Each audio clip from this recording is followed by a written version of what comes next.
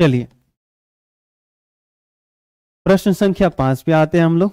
प्रश्न संख्या 5 क्या कह रहा है कि एक आकृति फिर से दिया हुआ है। अब लीजिए, लेकिन इसमें थोड़ा सा क्वेश्चन डिफरेंट कह रहा है। कह रहा है चित्रानुसार, पहले मैं क्वेश्चन ही लिख लेता हूं, फिर आपको डायग्राम बनाऊंगा, आपको ज्यादा समझ में आएगा। चित्रानुसार टीई पैरेलल है OQ के, अच्छा, और DF पैरेलल है OR के, और DF पैरेलल है OR है।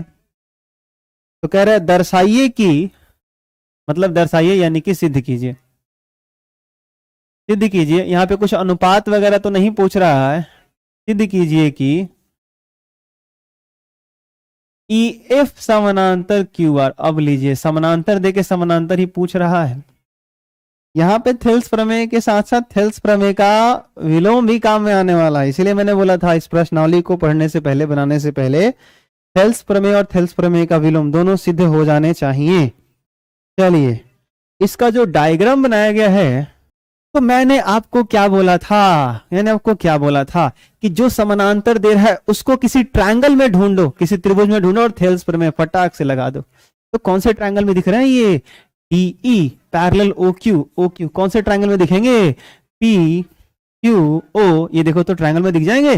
PQO इस ट्रायंगल में। तो लिखना यहां प्रमाण, यानी सिद्ध करने के सिलसिले में सबसे पहले लिखो प्रमाण, और लिखो कि त्रिभुज कौन सा PQO में क्या दिया गया है। दिया गया है DE पैरेलल है। सर जी आप दे रहे हो DE पैरेलल है, समांतर है किसके?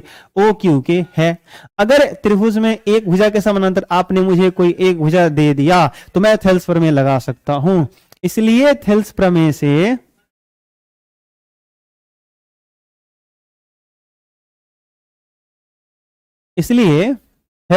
से मैं क्या कर सकता हूं? मैं लिख सकता हूं PE बटा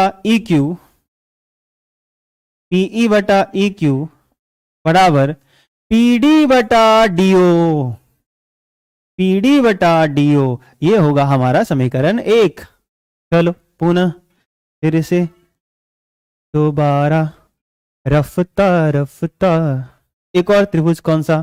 त्रिभुज PRO में। कैसे पकड़ो सही से, त्रिभुज PRO में ध्यान से देखो, DF समानांतर OR दिया गया है, DF समानांतर OR है। यहां भी थेल्स प्रमेय लगा सकते हो, इसलिए थेल्स प्रमेय से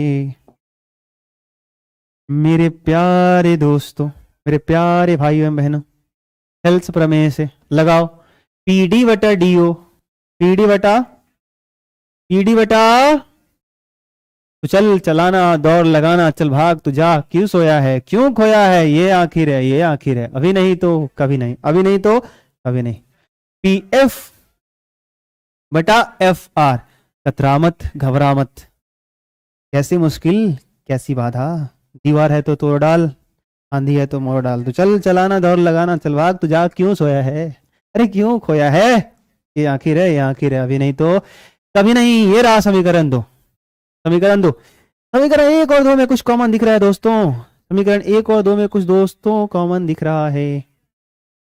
थेल्स प्रमेय से PD बटा, मैंने क्या लिख दिया, DO, PF बटा FR, अच्छा सही लिखा मैंने।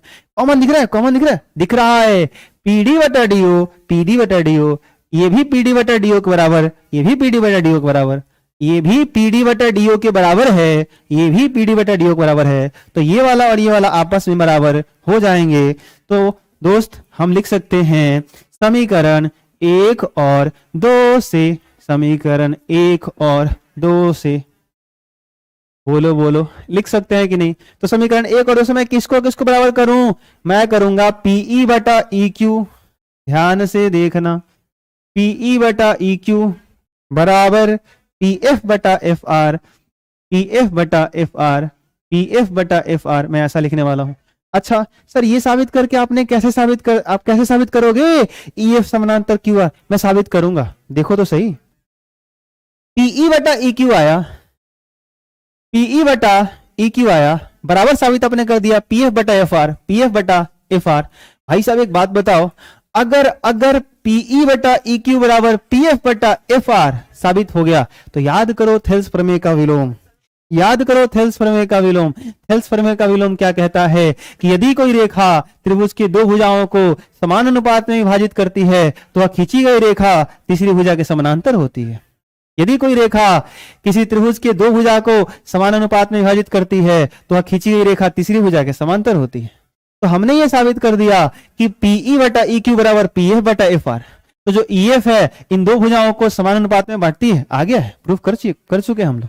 तो अगर ये समान अनुपात में बट रहे हैं तो ये जो खींची गई रेखा ई एफ होगी वो निश्चित रूप से क्यू आर के पैरेलल होगी। तो कुछ नहीं करना है बच्चों, बस एक लाइन करो। क्या करोगे, एक बात कर लो कि बस थेल्स प्रमेय के विलोम से एक लाइन लगा दो, थेल्स प्रमेय के विलोम से, थेल्स प्रमेय के विलोम से आराम से बोल सकते हो ई एफ पैरेलल कौन सा, क्यू आर। ई को बाद में लिख देते हैं, अभी हटा देते हैं, यहां पॉइंट ई था, माफ करना, मैं अंदर कर दे रहा हूं।